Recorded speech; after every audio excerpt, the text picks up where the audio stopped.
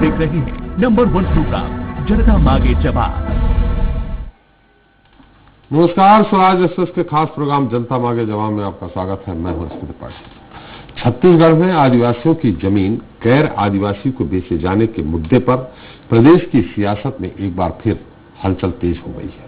दरअसल हाल ही में मुख्यमंत्री निवास पर हुई छत्तीसगढ़ राज्य जनजातीय सलाहकार परिषद की बैठक में भू राजस्व संहिता के आदिवासियों की भूमि के अंतरण के संबंध में नियमों के संशोधन के लिए एक उप समिति का गठन किया गया है।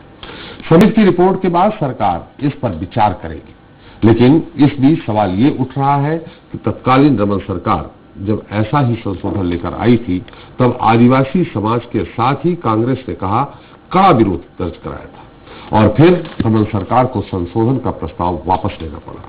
लेकिन आज सत्ता में आने के बाद आखिर वो कौन सी मजबूरी सामने आ गई है जिसकी वजह से कांग्रेस भी उसी राह पर जाती दिख रही है। मुद्दा बड़ा और गंभीर है। ऐसे में आज इस पर तो बात होगी ही, साथ ही हम रुख करेंगे मध्य प्रदेश का, जहां उपचुनाव के मद्देनजर बीजेपी के महारथी एक बार फिर मैदान में उतर गए हैं। शिवराज सरकार विकास कार्यों की सौगात देकर जनता का दिल जीतकर उपचुनाव जीतना चाह रही है। हालांकि इसमें उसे कामयाबी मिलेगी या नहीं ये तो चुनावी नतीजे बताएंगे, लेकिन कहीं न कहीं बीजेपी अपना प्रभाव तो जनता पर जरूर डालेगी। गुरुवार को 2 जिलों मुरैना और भिंड में शिवराज सिंधिया की जोड़ी के साथ केंद्रीय मंत्री नरेंद्र सिंह तोमर ने बीजेपी के पक्ष में माहौल बनाया। जनता को सौगात देने के साथ बीजेपी के ये तीनों महारथी कांग्रेस पर भी जमकर बरसे। हालांकि अब सवाल ये भी है कि बीजेपी के इस चुनाव वार से निपटने के लिए कांग्रेस के पास भी क्या कोई रणनीति है? अगर है तो क्या है और कब उसका प्रयोग होगा, इस पर भी हम बात करेंगे। लेकिन शुरुआत छत्तीसगढ़ के साथ करते हैं, जहां आदिवासियों की जमीन के लिए जतन हो रहा है।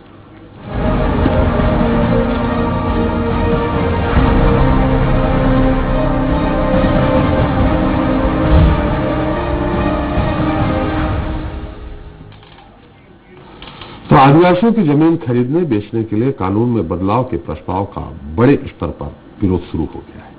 वर्तमान कानून के तहत आदिवासियों की जमीन और गैर आदिवासियों द्वारा नहीं खरीदी जा सकती है। छत्तीसगढ़ में सरकार ने विकास की संभावनाओं को तलाशने के उद्देश्य से कानून में संशोधन के लिए 6 आदिवासी विधायकों की कमेटी का गठन किया है। हालांकि कई सामाजिक संगठनों ने इसे जन विरोधी बताते हुए दबाव बनाना शुरू कर दिया है। इधर बिल में बदलाव को लेकर बीजेपी भी भूपेश सरकार को घेरने में जुट गई है। हालांकि सरकार ने इस मामले में हर स्थिति को स्पष्ट किया है, लेकिन फिर भी लग नहीं रहा है कि इस मामले में शुरू हुई सियासत जल्द थमेगी। चलिए इस अहम मुद्दे पर चर्चा शुरू करें, उसके पहले देख लेते हैं एक रिपोर्ट। दिसंबर 2017 ये वो महीना और साल है जब छत्तीसगढ़ विधानसभा में तत्कालीन रमन सरकार की ओर से पेश किए गए भू राजस्व संहिता के संशोधन प्रारूप को मंजूरी दी गई थी। बिल ये कहता था कि राज्य के आदिवासियों की जमीन गैर आदिवासी खरीद सकेंगे। तब रमन सरकार ने यह दलील दी थी कि भू अर्जन की प्रक्रियाओं में अड़चनों को दूर करने के लिए ये संशोधन लाया गया है। लेकिन उस वक्त विपक्ष में बैठी कांग्रेस ने इस बिल का पुरजोर तरीके से विरोध किया। कांग्रेस ने बिल को आदिवासियों के लिए काला कानून बताते हुए राज्यपाल से इसे लौटाए जाने की न केवल मांग की, बल्कि प्रदेश भर में आदिवासी समाज के साथ सरकार के विरोध में लामबंद हो गई। भारी विरोध की सुगबुगाहट के बीच तत्कालीन रमन सरकार ने इस बिल को वापस ले लिया था। लेकिन अब जब राज्य की सत्ता में खुद कांग्रेस काबिज है तो एक बार फिर से आदिवासियों की जमीन गैर आदिवासियों को बेचे जाने की कवायद शुरू हो गई है। दरअसल पिछले दिनों जनजातीय सलाहकार परिषद की बैठक में भूपेश सरकार ने नियमों में संशोधन के लिए एक उप समिति गठित की है। इस कमेटी में कांग्रेस के प्रदेश अध्यक्ष और विधायक मोहन मरकाम, चिंतामणि महाराज और इंद्र शाह मंडावी, लक्ष्मी ध्रुव, लालजीत राजकिया और शिशुपाल सिंह सूरी को शामिल किया गया है। ये कमेटी भू राजस्व की संहिता में आदिवासियों की जमीन गैर आदिवासियों को बेचे जाने के संबंध में नियमों का परीक्षण कर इन नियमों को संशोधन किए जाने के प्रस्ताव के संबंध में अगली बैठक में अपनी रिपोर्ट प्रस्तुत करेंगी। इधर आदिवासी समाज ने सरकार के इस फैसले पर आश्चर्य जताते हुए गंभीर सवाल उठाया। समाज की ओर से दी गई दलील में कहा जा रहा है कि ये आदिवासी विरोधी फैसला है। कांग्रेस सरकार आदिवासियों की हितैषी होने का नाटक पूर्व की बीजेपी सरकार की नीतियों पर चलते हुए जन विरोधी नव उदारवादी नीतियों को ही लागू कर रही है और आदिवासियों को जल जंगल जमीन से बेदखल करने पर तुली। भूपेश सरकार के इस फैसले पर बीजेपी ने भी आपत्ति दर्ज कराई। विपक्ष के मुताबिक अगर ये संशोधन हुआ तो आदिवासी इलाकों में भी भूमाफिया सक्रिय हो जाएंगे वहीं इस मामले में सत्ताधारी दल कांग्रेस की ओर से भी एक बयान सामने आया। संशोधन किया जाता है तो वनवासी क्षेत्र में भी आदिवासी क्षेत्र में आदिवासी से गैर आदिवासी में जमीन अंतरित होंगे और वहां भी भूमाफिया सक्रिय हो जाएंगे। उप समिति का गठन किया गया है और यह उप समिति इन सारे तथ्यों पर विचार विमर्श करेगी कि क्या वास्तव में भू राजस्व संहिता में ऐसी किसी संशोधन की आवश्यकता है। इस वर्ग के लोगों की भावनाओं और आवश्यकताओं को जो बेहतर ढंग से समझ के विचार विमर्श करके अपनी रिपोर्ट प्रस्तुत करेगी। वैसे सवाल ये भी उठा है कि राज्य में क्या आदिवासी राजनीतिक दलों के लिए महज सियासी हथियार है, महज वोट बैंक है? सत्ता में है तो आदिवासी साधन है, विपक्ष में है तो राजनीतिक स्वार्थ की पूर्ति का मजबूत शस्त्र। खैर, इन सब के बीच देखना ये होगा कि अब समिति अपनी रिपोर्ट सरकार को देगी, तब उस पर अंतिम निर्णय क्या दिया जाएगा। स्वराज एक्सप्रेस के लिए रायपुर से आशीष तिवारी की रिपोर्ट। तो जमीन के लिए जतन इस मुद्दे पर चर्चा करने के लिए हमारे साथ रायपुर से जुड़ गए हैं कांग्रेस नेता सुशील शुक्ला जी हैं। सुशील जी, आपका बहुत बहुत स्वागत है। बीजेपी से पूर्व विधायक है श्रीचंद सुंदरानी जी, आपका स्वागत है। भोपाल स्टूडियो से मौजूद है वरिष्ठ पत्रकार के जी। शुक्ला जी, जिस चीज का आप लोगों ने जमकर विरोध किया था, आखिर मैं ये जानना चाह रहा हूं, जनता भी जानना चाह रही है कि आखिर क्या वजह है? क्या आपने इसका पहले अध्ययन नहीं किया था? निश्चित तौर पर अगर आप प्रस्ताव ला रहे हैं या लाना चाह रहे हैं तो इसमें कुछ न कुछ जनहितैषी काम जरूर जुड़ा होगा, आदिवासियों के हित की बात होगी। तो या तो आप लोगों ने जब विपक्ष में थे तो इसका अध्ययन नहीं किया था कि ये उनके हित की बात है या नहीं है, या अभी आप अध्ययन करके आपने कहा कि उनके हित की बात है। आखिर अंतर क्या है? त्रिपाठी जी, दरअसल जो आपने सवाल उठाया मूलभूत अंतर यही है जी। उस समय तत्कालीन सरकार ने विधानसभा के अंतिम दिन 2017 में इस प्रस्ताव को ले आया था जी। और बिना किसी कमेटी का गठन किए, बिना विचार विमर्श किए, बिना उस वर्ग की सहमति लिए, बिना उस वर्ग के लोगों के हितों का ध्यान रखे एक प्रस्ताव ले आया, भू राजस्व संहिता में संशोधन किया कि गैर आदिवासी भी आदिवासियों की जमीन खरीद सकते हैं। मैं आपको बता दूं त्रिपाठी जी, आपके चैनल के माध्यम से स्पष्ट कर दूं कि सरकार के पास में अभी किसी भी प्रकार का ऐसा प्रस्ताव विचाराधीन नहीं है, न हम भू राजस्व संहिता में कोई संशोधन करने जा रहे हैं। अनुसूचित जनजाति सलाहकार परिषद की बैठक हुई, इस बैठक में प्रस्ताव आया कि ये जो ऐसा कानून किया गया था इसमें विचार विमर्श किया जाना चाहिए। उसके तर्क दिए गए। तर्क ये दिए गए कि कई ऐसे जगह में जहाँ पे कि आदिवासी क्षेत्र है और वहाँ पे जमीनों का रेट नहीं बढ़ रहा है और आदिवासियों को उसका नुकसान हो रहा है।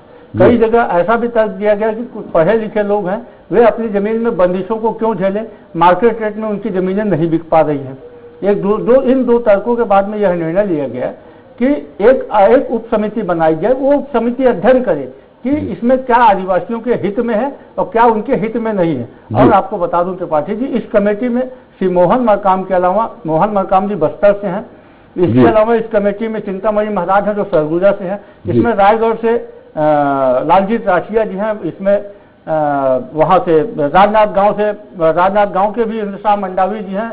मतलब पूरे छत्तीसगढ़ के जो हमारे आदिवासी विधायक इनको शामिल किया गया है। हर क्षेत्र की भावनाएं, वहां के लोगों की भावनाओं के हिसाब से, वहां के लोगों की आवश्यकताओं के हिसाब से अध्ययन करके कमेटी अपना प्रस्ताव देगी। उसके बाद कोई निर्णय लिया जाएगा। अभी सरकार के द्वारा किसी भी प्रकार का न कोई प्रस्ताव विचाराधीन है न निर्णय लिया गया, क्योंकि 2017 में तत्कालीन सरकार ने एक प्रस्ताव लाया था, हम उसका विरोध कर रहे थे और हम अपने स्टैंड में आज भी कायम हैं। लेकिन चूंकि आदिवासी विकास परिषद की जो एक बैठक हुई माननीय मुख्यमंत्री जी की अध्यक्षता में, वहां पे कुछ आदिवासी विधायकों ने इस प्रस्ताव को रखा। तत्काल उप समिति बनाई गई, यह निर्णय हुआ कि इसमें अध्ययन किया जाए। और मैं समझता हूं कि इतने महत्वपूर्ण विषय में, गंभीर विषय में बिना अध्ययन के कोई भी बात जो पहले सरकार ने गलती की थी उस प्रकार की गलती नहीं दोहराई जानी चाहिए। और इसको अनावश्यक तूल बजाने के बजाय सरकार की मंशा को समझने की आवश्यकता है। और सरकार आदिवासियों के हितों को साधने के लिए, उनके हितों की रक्षा के लिए पूरी तरीके से प्रतिबद्ध है। कभी भी किसी भी आदिवासी का अनहित हो और कांग्रेस की सरकार में अनहित हो, यह संभव नहीं। चलिए, यहाँ दो सवाल हैं, शुक्ला जी संक्षेप में उत्तर जानना चाहेंगे। पहला सवाल, जो आपने 6 विधायकों की कमेटी बनाई है उसमें क्या भाजपा के विधायक भी है कोई आदिवासी? दूसरा, आप लोगों ने जब विरोध किया था तो आप लोगों ने सीधे ये विरोध किया था कि ये नहीं होना चाहिए, कोई भी आदिवासी की जमीन गैर आदिवासी नहीं खरीद सकता। उस समय जब ये आप लोगों ने विरोध किया था 2017 में, तो उस समय भी ये कार्यक्रम में हमें इसी कार्यक्रम में हमने ये मुद्दा लिया था। उस समय आप लोगों ने ऐसा कह के क्यों विरोध नहीं किया था कि भाई पहले ऐसी कमेटी बना दी जाए, इसका अध्ययन किया जाए, कमेटी अपनी जब रिपोर्ट दे अध्ययन करने के बाद, तो तब इसमें संशोधन हो, भू राजस्व संहिता में संशोधन जो करने जा रही थी।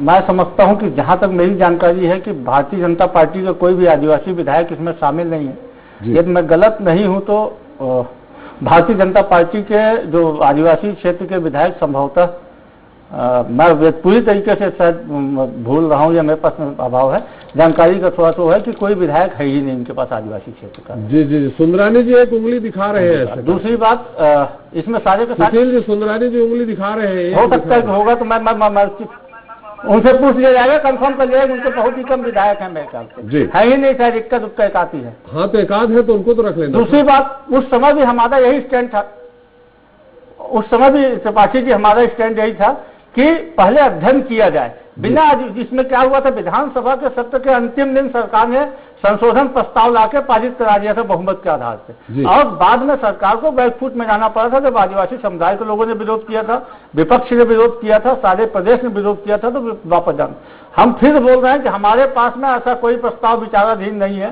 सरकार सिर्फ और सिर्फ आदिवासी समाज के लोगों की मनोस्थिति का अध्ययन करना चाहती है, और ये एक सच्चाई है कि कई जगह ऐसी स्थिति बनी है जहां पे आदिवासी वर्ग को इसका नुकसान भी उठाना पड़ रहा है।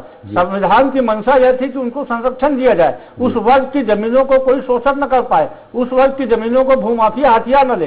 संविधान की मंशा के विपरीत हमारी सरकार कोई भी काम नहीं करना चाहती, लेकिन इस कानून के कारण किसी भी वर्ग को, इस वर्ग के लोगों को आर्थिक नुकसान न हो, इस वर्ग के लोगों को किसी भी प्रकार की उनकी आर्थिक उन्नति में बाधा न पैदा हो, इसलिए आवश्यक है कि इसका एक बार अध्ययन कर लिया जाए। और मैं ये समझता हूँ कि इसी वर्ग के विधायक, जो कि इस विधायक में काफी प्रबुद्ध और पढ़े लिखे लोग हैं, तीन इसमें संसदीय सचिव हैं, एक जो विधायक हैं पूर्व IAS रहे हैं शिशुपाल सोजी जी, एक जो विधायक हैं लक्ष्मी ध्रुव जी, वो प्रोफेसर रही हैं, तो सब विद्वान लोग हैं और जनप्रतिनिधि हैं। ये अपने समुदाय का, मैं समझता हूँ, बेहतर समझते हैं और अपने समुदाय के लिए बेहतर कोई न कोई सुझाव देंगे। जी चलिए, वैसे हम आपकी जानकारी को चुनौती नहीं देना चाहते हैं, न ही कोई प्रश्न चिन्ह उठाना चाहते हैं, लेकिन उस समय जो आप लोगों ने विरोध किया था, तो ये मुझे जो लगता है, हो सकता है मैं गलत हूं, ये नहीं कहा था आप लोगों ने कि पहले अध्ययन किया जाए। आप लोगों ने सीधे विरोध किया था कि इससे पूरे आदिवासी समुदाय का में भू माफियाओं का कब्जा हो जाएगा, इस तरह का कोई कि पहले अध्ययन किया जाए, कमेटी बनाई जाए, फिर बनाए, ऐसा विरोध मुझे नहीं लगता। लेकिन सुंदरानी जी ज्यादा बेहतर बनाएंगे। सुंदरानी जी, अच्छी बात है जो आप संशोधन विधेयक ला रहे थे, वो संशोधन विधेयक गैर आदिवासी समुदाय के द्वारा विरोध के द्वारा, विपक्ष के विरोध के कारण आप लोग नहीं लाए थे, बैकफुट पे चले गए थे। अब वही कांग्रेस ला रही है, तो आपकी मंशा ये थी कि आदिवासियों को उनकी जमीन का वाजिब रेट मिले। आदिवासी जब आदिवासी की ही जमीन खरीदेगा तो एक प्रतिबंध रहता है कहीं, लेकिन जब गैर आदिवासी खरीदेगा तो वही रेट डबल ट्रिपल भी हो सकता है, दुगना तिगुना भी हो सकता है। तो अच्छी बात है, इसका स्वागत करेंगे क्या आप? नहीं, निश्चित रूप से हमने तो इसका स्वागत किया ही था। हम तो आदिवासियों के साथ हमेशा खड़े रहे। अभी सुशील आनंद शुक्ला जी कह रहे थे आदिवासी विधायक नहीं है, योग्य विधायक नहीं है। उनके जानकारी के लिए गृह मंत्री रहे ननकीराम कंवर जी। सुंदरानी जी योग्य नहीं कहा, ननकीराम कंवर योग्य मैंने नहीं कहा। सुंदरानी अनेकों बार विधायक रहे, मंत्री रहे, और आपको अपनी जानकारी को थोड़ा दुरुस्त कर लीजिएगा। और जहां तक बात कर रहे हैं, भारतीय जनता पार्टी में जब यह विधेयक लाया गया था, तब भी भारतीय जनता पार्टी में बहुत वरिष्ठ आदिवासी नेताओं से विचार विमर्श करने के बाद लाया गया था। जब खुले बाजार में जमीन की बिक्री होती है तो निश्चित रूप से आदिवासियों का हित ही साधा जाता। एक जमीन आज अगर आदिवासी से आदिवासी खरीदता है उसका जमीन का मूल्य, और जब गैर आदिवासियों के बीच में जाती है जहां आवश्यकता पड़ने पर, नहीं तो देखने को आया कि सरकारें इसका लाभ लेकर उसका अधिग्रहण करती है। भारतीय जनता पार्टी की साफ मंशा थी, और आपकी पार्टी तो यू टर्न वाली पार्टी है, हर चीज ने यू टर्न लेती है। जब हम करते थे तो आपको भ्रष्टाचार नजर आता था, वही बात पे आप एक रास्ता खोज रहे, कमेटी बनाकर राय लेने की बात कर रहे हैं। आपने मंशा बना ली, उसके बाद कमेटी बना लेते हैं। कमेटी के निर्णय कब आते हैं कैसे आते हैं, लेकिन भारतीय जनता पार्टी, यह साबित हो गया कि जब वो निर्णय भारतीय जनता पार्टी ने लिया था, कहीं न कहीं प्रदेश के 32% आदिवासियों के हित में दिया गया था। आज 55 साल कांग्रेस सरकार में रही है मध्य प्रदेश में, क्या आदिवासियों की हालत हो गई? क्या 32% आदिवासी छत्तीसगढ़ में रहने वालों की आर्थिक दशा सुधारने के लिए कोई कदम कांग्रेस ने कभी उठाया था? भारतीय जनता पार्टी की सरकार ने आदिवासियों की सुध लेनी चालू की। जिस प्रकार से बस्तर में लगातार भारतीय जनता पार्टी का वहां पे प्रभाव बढ़ता गया, तो कांग्रेस कहीं न कहीं विचलित होकर उल्टे सीधे दिग्भ्रमित करने वाली बातें करने लगी। निश्चित रूप से आने वाले समय में भी आदिवासी समाज की आंखों में जो पट्टी बनी है, निश्चित रूप से कांग्रेस के मायने में दूर होगा, रंग दूर होगा। कांग्रेस के लोग सिर्फ आदिवासियों का शोषण करते हैं, आदिवासियों के विकास के लिए, आर्थिक दशा सुधारने के लिए कोई कदम नहीं उठाते। सुनानी साहब जो ये विधेयक लाने, अभी तो खैर उनका अध्ययन जारी है, 6 लोगों की कमेटी अपनी रिपोर्ट देगी, अध्ययन करने के बाद फिर ये संशोधन विधेयक लेकर के आएंगे। क्या इसका आप स्वागत करते हैं? आप विरोध नहीं करेंगे? देखिए त्रिपाठी जी, भारतीय जनता पार्टी पहले इनका प्रारूप देखेगी, कहीं फिर उनमें चला गया, फिर उनको आदिवासियों के हित करने वाले निर्णय लिए गए, तो हम उनका समर्थन कैसे करेंगे? हम पहले इनका प्रारूप आएगा, अगर आदिवासियों के हित में कोई निर्णय सरकार लेगी तो हम सरकार के साथ खड़े हैं, चाहे सरकार किसी भी पार्टी की क्यों न हो। लेकिन आदिवासियों का हित करने वाले अगर ये निर्णय प्रस्ताव में आएंगे तो हम डट के इसका विरोध करेंगे। नहीं तो आप ये भी डिमांड करेंगे क्या कि जो 6 लोगों की कमेटी बनी है उसमें भारतीय जनता पार्टी के भी विधायक को शामिल किया जाए? 7वां देखिए हम तो सदन में बहुत छोटा दल है, हमारा 14 है, कांग्रेस तो मजाक समझ के बैठी है। वो ये बात भूल जाती है कि भारत की क्या पूरे विश्व की सबसे बड़ी राजनीतिक पार्टी है। अभी तो इनको निर्णय लेने दीजिए ना, जो निर्णय लेते हैं हमें अलग रखते निर्णय। कोविड जैसे मामले में आज जो हालात हो गए, एक बेड नहीं मिल रहा है, ये सरकार चलाने में अक्षम साबित हो गए। कोई कांग्रेस के 10 नेताओं के टेलीफोन नंबर दे दें हम लोगों को जो कोविड का बेड दिलाने में सक्षम हो। प्राइवेट सेक्टर के अस्पताल या गवर्नमेंट सेक्टर के अस्पताल में ये हालत हो गई है कि लोग ऑक्सीजन के कारण मारे जा रहे हैं, लोग समय पर उपचार नहीं मिलने के कारण मारे जा रहे हैं। कई जगह आपने देखा कोविड सेंटर की बड़ी दुर्गति कर रखी इन लोगों ने, तो ये कहीं ना कहीं पूरी तरह से विफल हुए।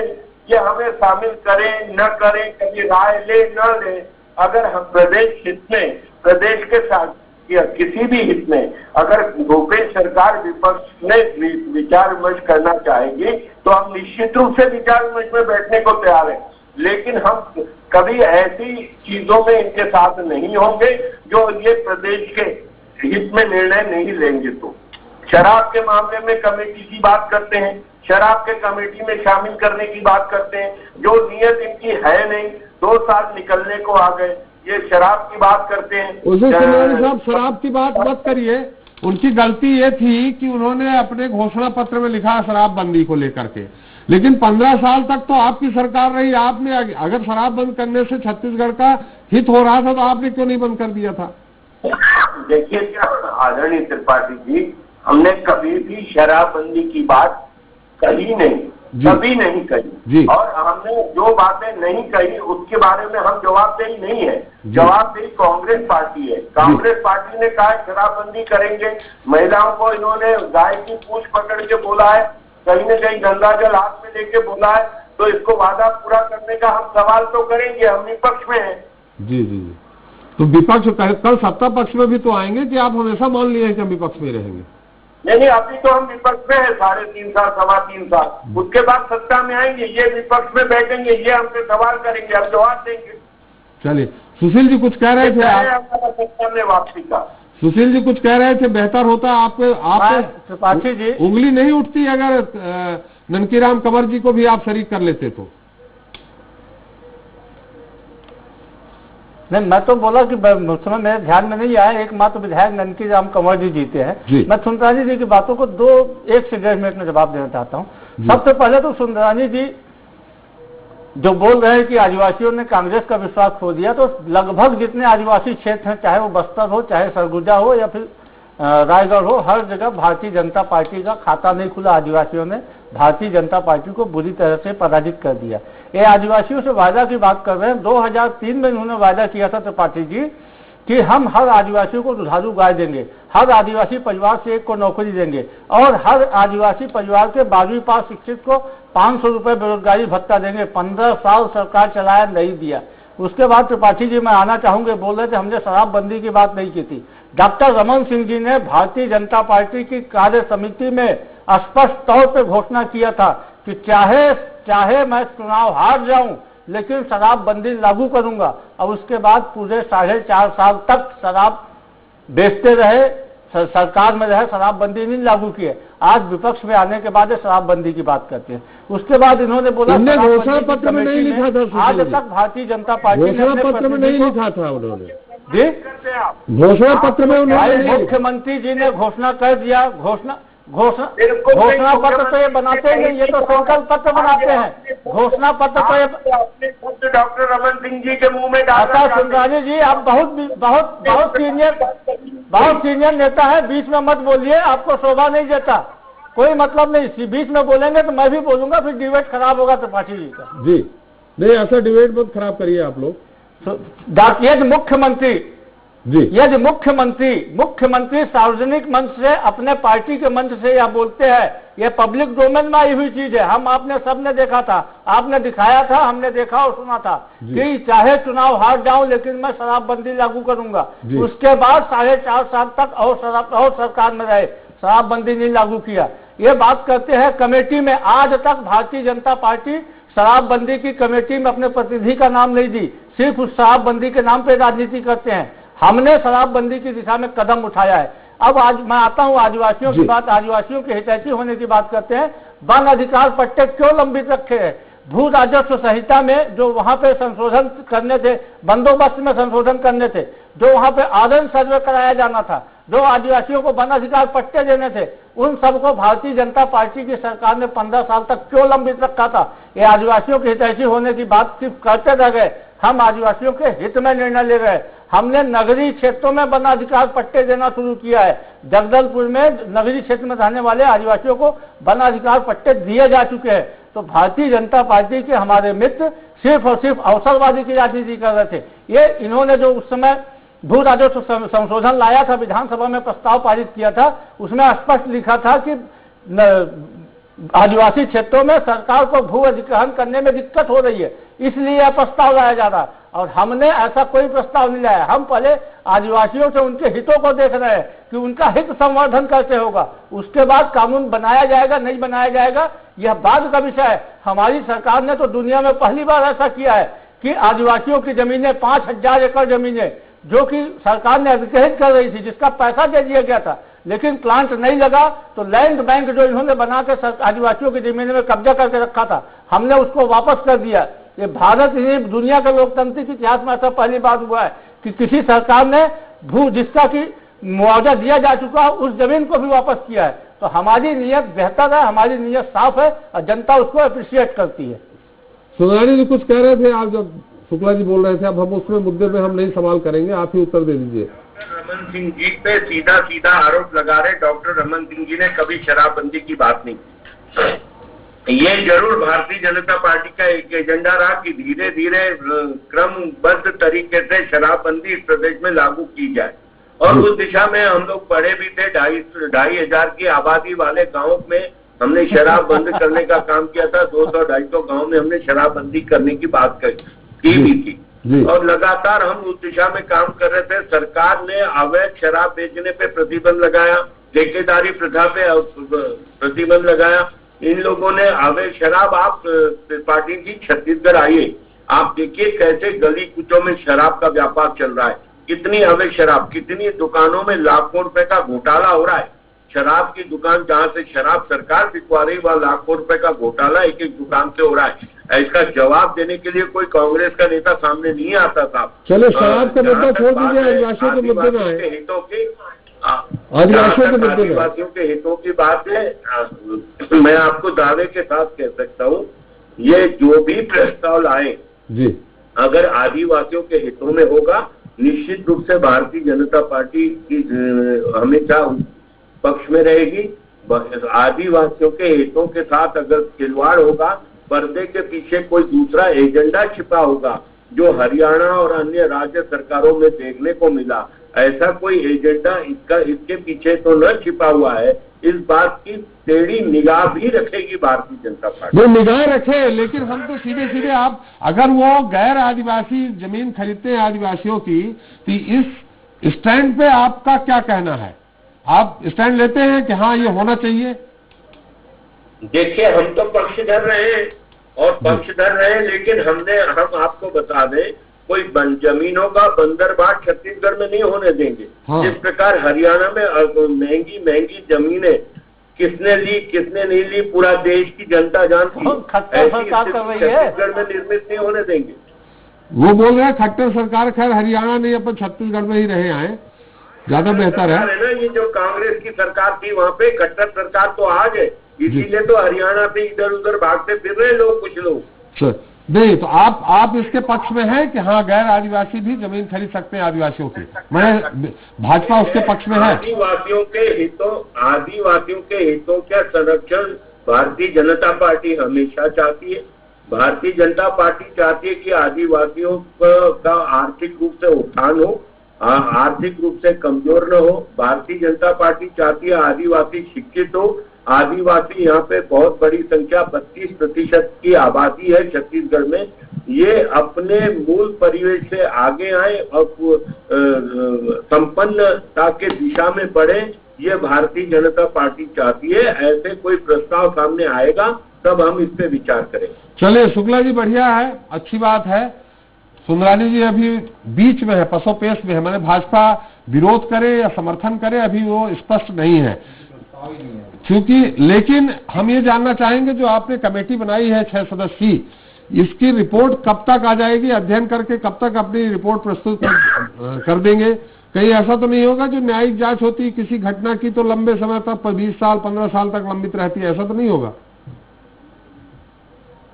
ये कमेटियों में नहीं, इसकी जो अगली बैठक होने वाली है राज्य जनजाति सलाहकार परिषद की, उस परिषद की अगली बैठक में इस कमेटी को रिपोर्ट प्रस्तुत करने को कहा गया है। और मैं समझता हूं कि इस कमेटी में जितने लोग हैं वो आदिवासी समाज के काफी जिम्मेदार जनप्रतिनिधि हैं और पढ़े लिखे शिक्षित लोग हैं, तो स्वाभाविक है कि अपने समाज के हित में वो बेहतर सोचेंगे और बेहतर निर्णय देंगे। चलिए अग्निहोत्री जी, आपकी टिप्पणी चाहिए हमें इस पूरे मुद्दे पर। हालांकि मेरा जो सोचना है कि आदिवासी अगर आदिवासी की जमीन खरीदता है तो निश्चित रूप से उसका मूल्य गिरता होगा, और अगर गैर आदिवासी भी खरीदते हैं उसका दुरुपयोग भी हो सकता है, लेकिन गैर आदिवासी अगर खरीदेगा तो उसका मूल्य 2 गुना 3 गुना भी हो जाना चाहिए, ऐसा मेरा सोचना है।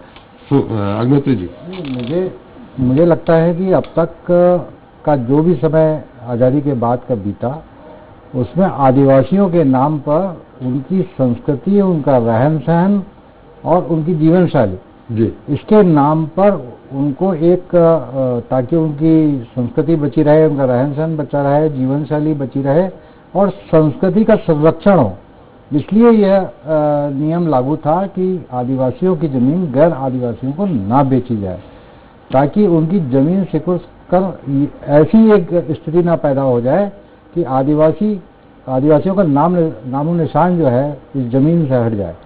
तो एक इस तरह की वो थी, विचार था जी। और इसी कारण जो है पिछड़े भी रह गए आदिवासी, उनका विकास भी नहीं हुआ, उनका शिक्षा का भी सवाल जो है वो पिछड़ गया, बहुत सारी बातें हैं जी। सुंदरानी जी जो वो बोल रहे हैं, भारतीय जनता पार्टी का जो मंतव्य है वह एक दृष्टि से ये सही है कि आदिवासियों की जमीन भी गैर आदिवासी खरीदी जाए तो उसको बेहतर पैसा ऑफर होगा। वो तो कांग्रेस भी प्रस्ताव लेके आ रही है। जी, लेकिन सबसे बड़ी बात यह है कि जो अभी तो इस बात पे राज्य सरकार विचार ही नहीं कर रही, केवल उन्होंने एक समिति बनाई है 6 विधायकों का, जिसमें कि भारतीय जनता पार्टी का कोई विधायक शामिल नहीं है, जैसा कि अभी पता चला। तो वो समिति अध्ययन करने के बाद एक रिपोर्ट पेश करेगी, उस रिपोर्ट पर विचार करने के बाद राज्य सरकार अपनी एक विचार बनाएगी और विधानसभा में फिर प्रस्ताव लाया जाएगा। तो जो आखिरी बात मैं ये कहना चाहता हूँ कि अभी सूत्र कपास वाली बात है, जो स्थिति सामने आएगी उसके बाद सूद भी आ रहा है जल्दी, कपास भी आ रहा है। नहीं, तो मुझे लगा सुंदरानी जी जो कह रहे हैं कि भाई यदि होगा आदिवासियों का तो हम समर्थन नहीं करेंगे, और हित होगा तो हम समर्थन करेंगे। जब स्थिति स्पष्ट हो जाएगी उसके बाद ही भारतीय जनता पार्टी अपना स्टैंड क्लियर करेगी, ऐसा मुझे लगता है। वो हित और अहित में भी एक राजनीति आ जाएगी, निश्चित रूप से विपक्ष का काम ही है। खैर सारी बात है। सुंदरानी जी, आपकी तबीयत ठीक है क्या? चेहरा कुछ मलिन मलिन दिख रहा है आपका। नहीं, मैं त्रिपाठी जी, मैं 4-5 दिनों से होम क्वारंटाइन था और थोड़ा सा मैंने वो कराया था सीटी स्कैन जी, तो मामूली सा वो उसमें लंग्स में थोड़ा सा प्रॉब्लम था, तो डॉक्टर ने सलाह दिया था 4-5 दिन घर पे अगर रेस्ट करेंगे तो ठीक हो जाएगा। आज मैं पहली बार 5 दिन के बाद सामने आया हूँ, तो निश्चित रूप से थोड़ा सा परहेज के साथ रहा हूँ, तो उसका असर दिख रहा होगा। जी बिल्कुल, मुझे दिख रहा है। देखिए, मैं आपका सच्चा हितैषी, मैं देखिए चेहरे दूर से इतनी दूर 700 किलोमीटर दूर से मैं पढ़ लिया कि आपका चेहरा मलिन है आज थोड़ा सा। जी जी जी, नहीं आपका आशीर्वाद भी रहा है, हमेशा आपका सिर पे हाथ रहा है। जी जी जी बिल्कुल। घर में थोड़ा दबाव भी रहता है, इसलिए भी चेहरा थोड़ा सा दबा दबा रहता है। घर में रहे आदमी दबाव रहता है। जी, वाकई आप हमारी कमजोरी जानते हैं। ये सबकी होगी, शुक्ला जी की भी होगी, ऐसा नहीं है, सभी की होती है। चलिए, बहुत बहुत धन्यवाद सुंदरानी जी आपका, शुक्ला जी आपका हमारे साथ चर्चा में शरीक होने के लिए। तो छत्तीसगढ़ में आदिवासियों की जमीन पर सियासत अब तेज हो गई है। हालांकि आदिवासियों की जमीन की खरीदी बिक्री के लिए कानून में बदलाव का सिर्फ प्रस्ताव आया है, लेकिन माना जा रहा है कि ये पास भी हो सकता है। मगर सवाल वही है कि जब इसी बिल में 3 साल पहले यानी 2017 में तत्कालीन सरकार ने बदलाव किया था तो विपक्ष की भूमिका निभा रही कांग्रेस ने भारी विरोध किया था। लेकिन आज जब कांग्रेस सत्ता में है तो वो भी वही करने जा रही है। वैसे कांग्रेस का इस पर अपना अलग तर्क है। हाँ, ये और बात है कि ये गले नहीं उतर रहा है। खैर, देखते हैं। जिस तरह 3 साल पहले बिल के विरोध में आवाज बुलंद हुई थी और बिल को वापस ले लिया गया था, क्या इस बार भी कुछ वैसा ही होगा? यह भूपेश सरकार जिस सोच के साथ बिल में बदलाव कर रही है, क्या वो इस बार लागू भी हो जाएगा? देखना अहम होगा।